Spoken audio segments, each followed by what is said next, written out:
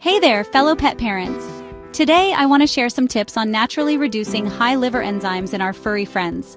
My Yorkie, Peanut, has been battling elevated liver enzymes since he was just 10 months old.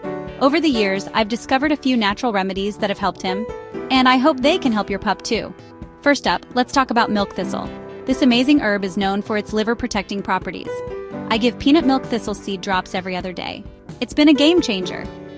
Next, let's dive into diet. Feeding your dog liver-friendly foods can make a huge difference. Peanut loves blueberries, and they are packed with antioxidants that support liver health. I also prepare a homemade diet tailored to his needs. Trust me, it's worth the effort. Now here's a crucial point.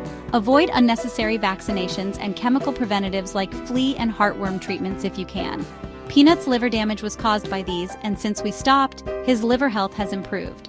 Remember, I'm not a vet, but I've been a mom to dogs and cats for over 45 years. Always consult your vet before making any changes to your dog's treatment plan. So there you have it. Natural ways to help lower your dog's liver enzymes. If you found this video helpful, please give it a thumbs up and subscribe for more pet care tips.